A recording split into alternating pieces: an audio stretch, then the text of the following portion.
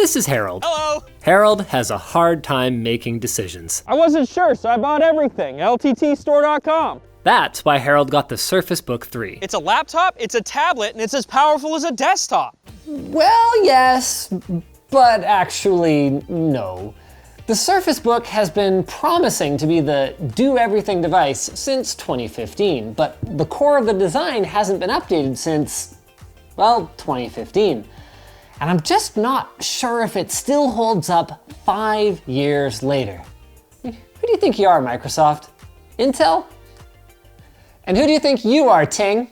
Oh yeah, our sponsor. Why pay for things you don't need or even use? Ting wants to help you save money by getting you to pay for the mobile data that you use, and only that. Check it out at the link below to learn more.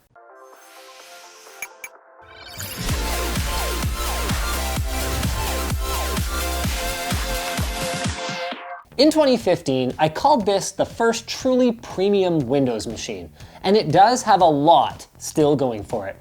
The feel of the device is exceptional, and despite its all-metal, not to mention rigid chassis, it somehow feels soft to the touch. The problem is that the bezels, trackpad size, and the overall design haven't aged well compared to the MacBook Pro 16 or the new Dell XPS 15. Of course, that ignores the Surface Book 3's classic party trick.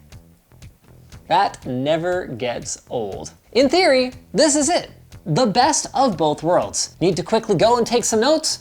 Grab the tablet and the pen, which, just so delightfully magnetically attaches to the side, and you're good to go. Need more power? Well, additional battery capacity, bring it up to nearly 12.5 hours in our tests, and a dedicated graphics card are stored in the base, along with what we describe as fairly decent I/O.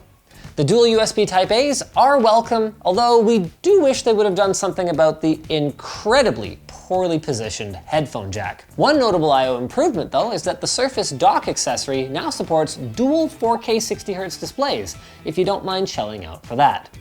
Back to the tablet releasing, though. Honestly, on the previous models, I didn't find it very useful because I'm an impatient kind of person. For the tablet mode to be useful for me, the detach needs to be quicker than just unplugging the power, mouse, and display that I have connected to the Surface Book at my desk, and this is finally the case. On the 13.5-inch model, the tablet releases twice as fast, and on the 15-inch, it releases 3 times faster. Maybe more importantly though, it does so consistently.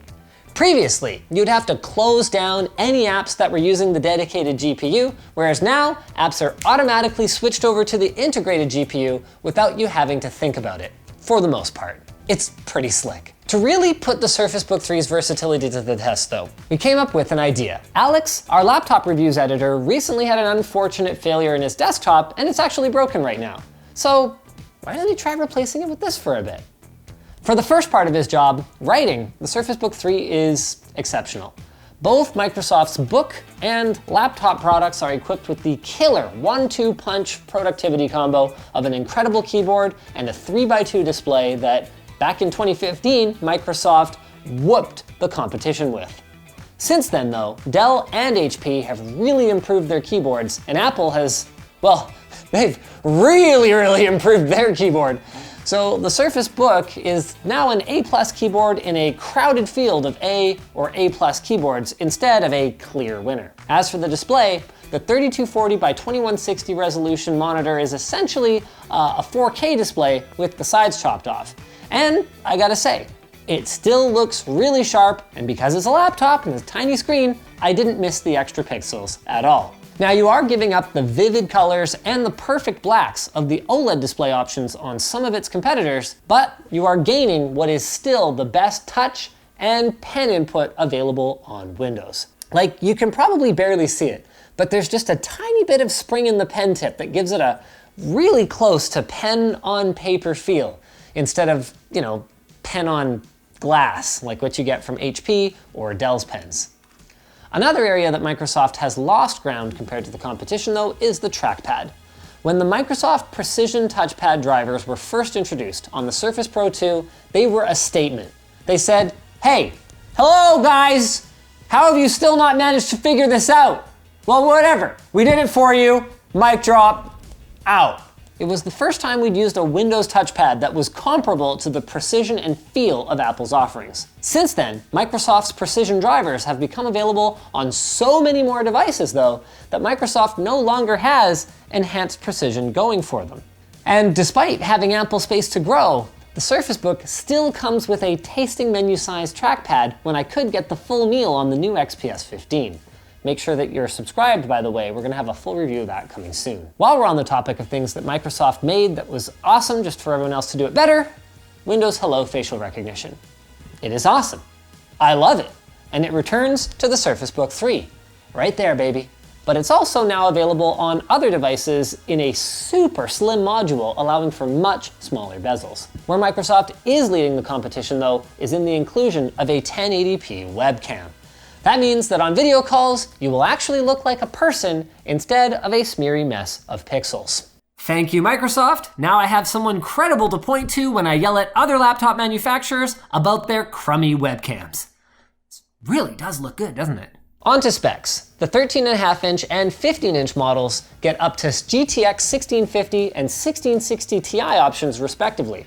Both are Max-Q variants, but that's still plenty of oomph for mid-tier gaming as long as you turn the resolution down. The one we were really curious about, though, is the new Surface for Business version with a Quadro RTX 3000. For professionals whose programs require the Quadro drivers, this one is a no-brainer. And for those that also enjoy gaming, remember, this is the same TU106 chip as the RTX 2070, just with reduced shaders and clocks to bring the TDP down to 80 watts. In our testing, the GPU handled our typical SolidWorks models well, and even managed our 8,000 part LEGO Millennium Falcon benchmark. Huge shout out to Ryan Cole for this ridiculous model, by the way. The GPU also held up well in gaming, even if we can't say the same about the display. This thing was clearly optimized for picture quality and not for response time. Although as long as you're a City Skylines or Anno player rather than a Rainbow Six Siege fanatic, you'll be fine. Otherwise, just please buy something else. And the CPU is, well, it's another problem. The fastest model that you can get in the Surface Book 3 is the Intel Core i7-1065G7. And that's the same 4-core processor as the Surface Laptop 3. In most of our testing, the Book 3 was still very responsive.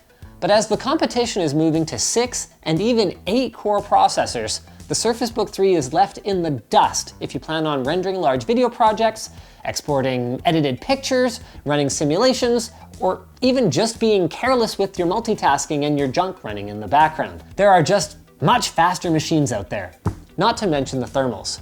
During a Blender render, the temps got into the high 90s with core clocks dipping below 3 GHz. In practice, the i7-1065G7 still feels more than fast enough outside of intense all-core loads, but given that we don't need the tablet functionality that badly, a more powerful CPU makes our job easier. Even when connected to a 5 gigabit Ethernet dongle and using GPU acceleration, the poor CPU of the Surface Book 3 struggled to play back red footage from our server at 1/8 resolution. That's a deal breaker for us, even if it has no applicability to you whatsoever. The other deal breaker for some folks is going to be the lack of serviceability on this machine and the lack of Thunderbolt 3. I sort of imagine this large overlap between people who need a Quadro on their laptop and people who would care about things like serviceability and connectivity. But Microsoft did actually address the lack of Thunderbolt 3 quite recently. Apparently it's due to security concerns related to Thunderbolt's direct access to memory, something that cannot be patched by software in any way. And they use this same logic to explain why the RAM can't be removed and upgraded. Fair enough, I guess. So for those of you who are genuinely concerned that someone is going to open up your laptop while it's still powered on, use liquid nitrogen to freeze the memory, and then use a special reader to access the data, this is the laptop for you. For those of us who aren't the unfortunate scientist in Mission Impossible, I would rather just be able to upgrade the memory on my device down the line and use Thunderbolt 3. Which brings us to the toughest part of this review.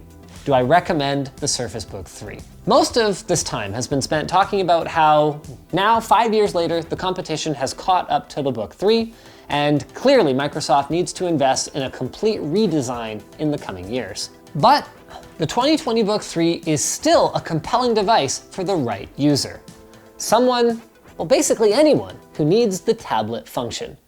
Because No one else is gonna pay that premium. The first, in our mind, properly equipped config for this thing, well, for the 13.5-inch model actually, is around $2,000 US.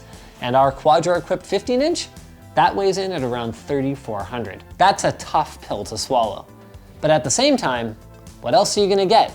An iPad Pro with the Magic Keyboard? For people who need both good pen support and the muscle for real professional applications, the Surface Book 3 is just really your only option, assuming you need a bit more portability than the Acer Concept D7. For those that can live without the tablet functionality and want a couple more CPU cores and don't need a Quadro GPU, hey, again, maybe wait for the full review of the XPS 15 and 17 before pulling the trigger on this guy.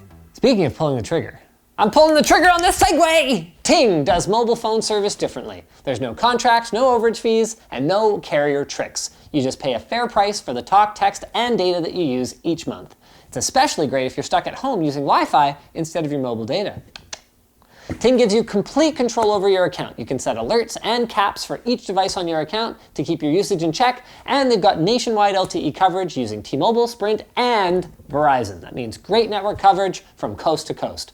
Almost any phone will work with Ting, from that ancient Motorola Razr sitting in your basement to the latest iPhone 11 series. So check your phone's compatibility at linus.ting.com, we're gonna have that down below, and get $25 credit when you sign up. If you guys enjoyed this video and you're looking for something else, Alex says, shoot the webcam section, please, if you haven't already. I did, Alex. I already shut out the webcam section. So maybe check out our, I don't know, who cares? We water cooled a calculator. It's a fun video, go watch it.